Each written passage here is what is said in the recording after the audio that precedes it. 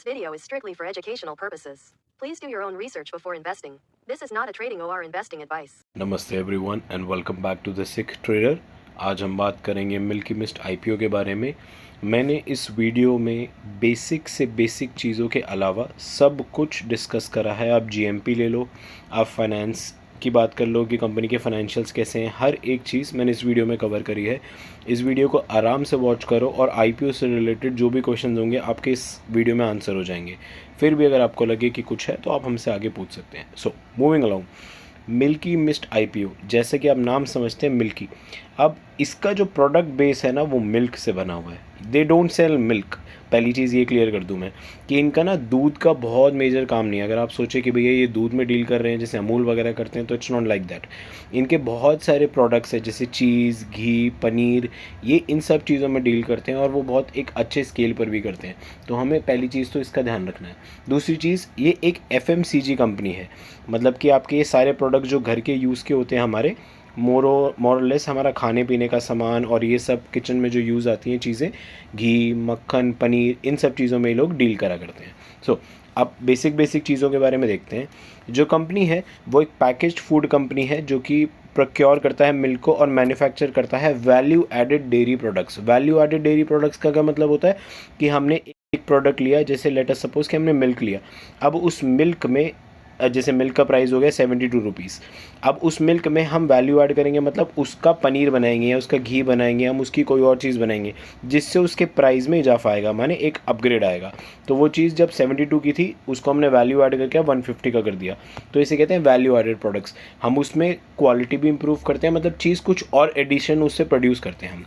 So company का जो model है वो सिंपली कुछ चीज़ों पर डील करता है। ये लोग हाई मार्जिन प्रोडक्ट्स बनाते हैं लिक्विड मिल्क से। ये डायरेक्टली ऐसा दूध नहीं बेचते, ये लोग उससे रिलेटेड चीज़ें, पनीर, चीज़, कर्ड, बटर, घी, योगर्ट, आइसक्रीम और बहुत सारे इसी तरीके के प्रोडक्ट्स में ये लोग डील किया करते हैं। और इनके अलावा इनका कुछ फ्रोज़न फूड वगैरह का भी काफ़ी काम है। अब इनकी जो मैन्युफैक्चरिंग फैसिलिटी है वो तमिलनाडु में है और वो इस रीजन के हिसाब से रखी है इन्होंने कि रॉ मटेरियल की, मतलब इनको ईजीली अवेलेबल हो जाए। दूसरी चीज़, अब अगर हम इसका मेजर आप आईपीओ का डिटेल डिस्कस करते हैं। ये तो कंपनी का हो गया, थोड़ा बहुत आइडिया कि आप किस कंपनी में पैसा डाल रहे हैं, तो आपको इस चीज़ का एक फेयर अंडरस्टैंडिंग होना चाहिए। अब पहली चीज़, आईपीओ खुलेगा 11 तारीख को और बंद होगा 13 अगस्त को। लिस्टिंग होगी 18 अगस्त को और जो प्राइस रेंज है इसका 133 से लेकर 140 का है। और याद रखना इशू साइज़ 1500 करोड़ ऑलमोस्ट है, रफ। अब क्या चीज़ है कि अगर आपके पास ये होगा, आपको दो चीज़ों का ध्यान रखना है। पहली बात तो कंपनी का जीएमपी। अभी जीएमपी जो मुझे दिखा था वो 20% था। माने आप ऐसा रफ कैलकुलेशन कर लो कि 20 से 25% का ही आपको जीएमपी मिल रहा है। अभी के लिए फेयर वैल्यू मुझे ठीक लग रही है, लेकिन मैं अब इसको लॉन्ग टर्म के लिए आपको कोई भी चीज़ ऐसा, मतलब आपको एक सॉलिड बेस नहीं दे रहा इस चीज़ का कि ये बाय कर लो या सेल कर लो। मैं आपको बेसिक फैक्ट्स रख के दे रहा हूँ कि आपको इस चीज़ का ध्यान रखना है, ठीक है। तो जीएमपी फ़िलहाल के लिए 20% मुझे नज़र आ रहा है। अब आगे देखेंगे क्योंकि अभी 2 दिन और हैं, 11 तारीख, 12 तारीख और 13 तारीख। अब 2 दिन के बाद हमें एक्चुअली पता चलेगा कि जीएमपी बढ़ रहा है या कम हो रहा है, तो आपको उस चीज़ का भी थोड़ा सा ध्यान रखना है, ठीक है। अब इनका इशू डेट क्या है, 11 अगस्त और 13 अगस्त को बंद हो जाएगा। यूपीआई मैंडेट की डेडलाइन आपको दिख रही होगी 13 अगस्त। अलॉटमेंट 14 से शुरू होगा, जिनको नहीं मिलेगा उनको रिफंड आ जाएगा 17 तारीख तक। 18 की लिस्टिंग है। अब एक चीज़ ध्यान रखो, आईपीओ का एक रूल होता है। आईपीओ पहली बात तो प्रोबेबिलिटी बेस्ड है, मतलब लक बेस्ड है। मतलब आप लगा लो कि अगर किस्मत वाली बात है, आपको मिला तो मिला, नहीं मिला तो नहीं मिला, लेकिन इसमें एक सेफ्टी नेट होता है। अगर आपको आईपीओ नहीं मिलता तो आपका पूरा पैसा 100% सेफ है, आपका पैसा आपके पास वापस आ जाएगा, तो that is a good thing. But किसी भी आईपीओ में ब्लैंकली पैसा मत डालो। आईपीओज़ भी बहुत इंसान को फंसा देते हैं। कई सारे आईपीओज़ ऐसे होते हैं जो भैया दिखते बड़े अच्छे हैं, लेकिन जब वो कोलैप्स होते हैं ना तो भैया पोजीशन पूरी खा जाते हैं आदमी की। अब इनका जो प्रॉफिट आफ्टर टैक्स है, मैं कुछ बेसिक चीज़ों से डिस्कस करता हूँ। 2023, 2024, 2025 और 2026, ये 4 साल का मैं आपको अगर इसका प्रॉफिट बताऊँ तो यहाँ पे 27 करोड़ का था, इसके बाद 19, उसके बाद 46 और अभी 127। अभी प्रॉफिट के अगर आप कैलकुलेशन के हिसाब से देखोगे तो ये आपको देखने में थोड़ा अच्छा लगेगा कि हाँ जी प्रॉफिट तो ठीक है, लेकिन क्या है ना, इनका डेट बहुत ज़्यादा है। बड़ी समस्या ये है कि इनका प्रॉफिट जैसा आपको बढ़ता हुआ दिख रहा है ना, इनका डेट भी सिमिलर वे में बढ़ता हुआ दिखेगा। सेम चीज़ 23 में 798 था, उसके बाद 1036 हुआ, उसके बाद 1376 और उसके बाद 1671। तो भैया ये चीज़ हमें ध्यान रखनी है कि इनका डेट भी भैया थोड़ा सा ज़्यादा है, कंपनी कर्जे में है। अब आईपीओ का इनका मेन लॉजिक यही है कि काफ़ी हद तक तो ये लोग डेट भी पे ऑफ करेंगे, जो भी पैसा इनको जनरेट होगा उससे काफ़ी हद तक ये डेट भी पे ऑफ करेंगे, तो that is a plus. Moving along, so अब आप यहाँ पे खुद ही चीज़ नोटिस करो कि देखो प्रॉफिट्स थोड़े थोड़े इंक्रीज़ हो रहे हैं, लेकिन यहाँ पर ये चीज़ देखो, इनका रेवेन्यू आपको बढ़ता हुआ दिख रहा है, असेट बढ़ते हुए दिख रहे हैं। इसलिए मैंने पहले आपको डेट बताया, ये तो थोड़ी सी बेसिक चीज़ है, क्योंकि इंसान मैं आपको किसी भी उस तरीके से नहीं रखूँगा कि यार मैंने आपको पूरे फैक्ट्स नहीं बताए, कंपनी डेट में है और उस चीज़ का आपको ध्यान रखना है, ठीक है। अब कंपनी जो आप पैसा इशू करोगे वो किस किस तरीके से अलॉट करेगी, माने यूज़ करेगी। पहला 35% पैसा जाएगा भैया बोरोइंग्स को रीपे करने में, उसके बाद भी बहुत बड़ा कर्जा बाकी है, पहली चीज़। दूसरी चीज़, अपनी फैसिलिटीज़ को एक्सपैंड करने की बात कर रहे हैं, फ्रीज़र्स वगैरह ऐड कर रहे हैं और थोड़े बहुत कॉर्पोरेट पर्पसेस के लिए कंपनी पैसा लगा रही है।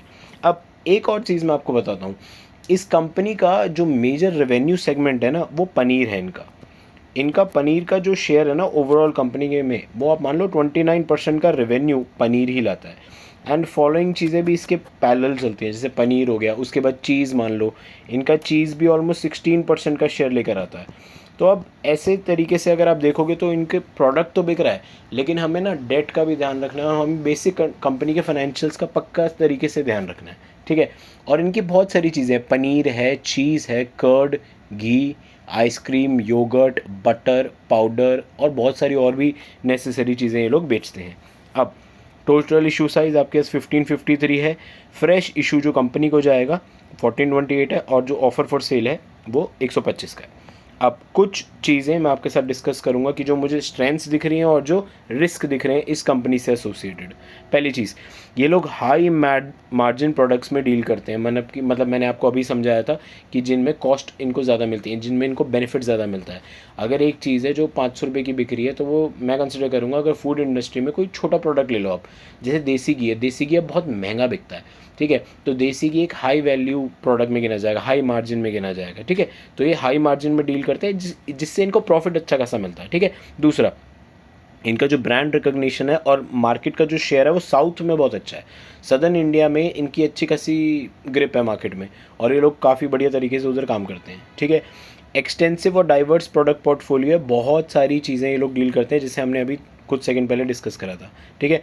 लार्ज स्केल मैन्युफैक्चरिंग भी है और इन हाउस प्रोडक्शन कैपेबिलिटीज़ भी ये लोग रखते हैं, आउटसोर्स नहीं है, ठीक है। Production innovation focus including health and convenience driven offerings, ठीक है। बेसिक चीज़ें। स्ट्रेंथ्स मुझे थोड़ी सी पॉजिटिव लगी कि अगर आप देखोगे तो फ्यूचर के थोड़ा थोड़ा देखा जा सकता है कि ग्रोथ प्रोस्पेक्ट है, लेकिन अगेन वो जो डेट वाली चीज़ है मैं तब भी उसको माइंड में रख के चलूँगा। दूसरी चीज़, सारी चीज़ डिपेंडेंट है जी इनके ब्रांड पे, मिल्की मिस्ट, ये ब्रांड नेम की वजह से ही काफ़ी चीज़ें बिक रही है, तो इसका ना जो ब्रांड की डिपेंडेबिलिटी है वो बहुत ज़्यादा है, ठीक है। और ये अफेक्टिवली ना इन्वेंट्री को मैनेज नहीं कर पा रहे, ठीक है, उसकी वजह से कई सारे प्रोडक्ट ख़राब भी हो रहा है और कई सारा प्रोडक्ट वेस्ट भी हो रहा है। अब वही चीज़ें ना, ये एक्सपैंड कर रहे हैं, ये इन्हीं चीज़ों को रोकने के लिए एक्सपैंड कर रहे हैं, तो होपफुली हम कंसिडर करेंगे कि आने वाले टाइम में हो बेटर हो पाए, लेकिन अभी के लिए ये रिस्क है हमारे लिए। ऑपरेशंस कॉन्सेंट्रेटेड है और एक ही सिंगल मैन्युफैक्चरिंग है तमिलनाडु में, जो सारे मासेस सारी चीज़ को प्रोड्यूस करके मेन सप्लाई कर रहा है, वो भैया एक ही पर्टिकुलर जोन है, ठीक है, मतलब वो भी तमिलनाडु में है। दूसरा, failure to manage safety standards quality could lead to liability. अब भैया फूड सेफ्टी स्टैंडर्ड्स में कई जगह पे देखा गया होगा कुछ चीज़ जो कि नेगेटिव है, उसकी वजह से ये एक लाइबिलिटी बनती है स्टॉक के लिए, ठीक है। And high dependence on raw milk supply subject to price and availability fluctuation. भैया दूध है, मार्केट में रेट बढ़ जाएगा तो इनके प्रोडक्ट का भी दाम बढ़ेगा, सिंपल सी चीज़ है।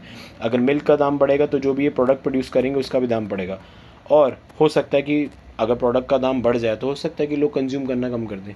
तो ये कुछ बेसिक चीज़ें हैं जो मुझे इस आईपीओ में नज़र आ रही हैं, इसलिए मैंने आपके साथ ये सारी चीज़ें शेयर कर दी। अगर आपको फिर भी मुझसे कोई क्वेश्चन पूछना, आप नीचे कमेंट करो and I will be more than happy to answer that for you.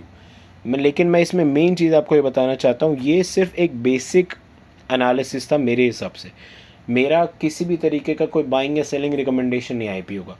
IPO का जीएमपी 20% दिख रहा है। अगर आप एक बार को देखो कि कई बंदे इनिशियल गेन के लिए कूदते हैं, तो आई थिंक कि इनिशियल गेन के लिए it is not that bad, but again is it worth it, वो वाला हिसाब होता है कि आप क्या वो रिस्क बियर करना चाहोगे। पहली बात तो 11 तारीख की ओपनिंग है, इसका भैया 13 तारीख तक का वेट करो, कोई जल्दीबाजी करने की ज़रूरत नहीं है। किसी भी आईपीओ को लेके एकदम से भागा दौड़ी मत करो, लास्ट डे तक देखो जी जीएमपी कितना है, उसके बाद अपना देखो। अगर आपको लगता है कि कंपनी लॉन्ग टर्म के लिए अच्छी है, उसके फाइनेंस, अगर आपको इसकी वेबसाइट भी है, मैं वेबसाइट का डिस्क्रिप्शन लिंक में डाल दूंगा, आप नीचे उस लिंक को ओपन करके वेबसाइट भी देखो, इनके फाइनेंशियल्स देखो, थोड़ा बहुत रिसर्च करो और फिर देखो अगर आपको इसमें लॉन्ग टर्म बैठना है कि नहीं। अगर आपको लगता है कि लॉन्ग टर्म बैठने लायक स्टॉक नहीं है तो हो सके तो अवॉइड भी कर सकते हो। अगर आपको लगता है it is stable enough to go for it. So that is my take on Milky Mist IPO. And हम और भी आईपीओ की वीडियोस और स्टॉक्स आपके लिए लेते आएंगे। अगर आप चाहते हैं हम आपके लिए कोई स्टॉक एनालाइज करें, आप नीचे कमेंट कर सकते हैं and we will be more than happy to do that for you. Again thank you so much for watching, I really appreciate everyone. Thanks a lot.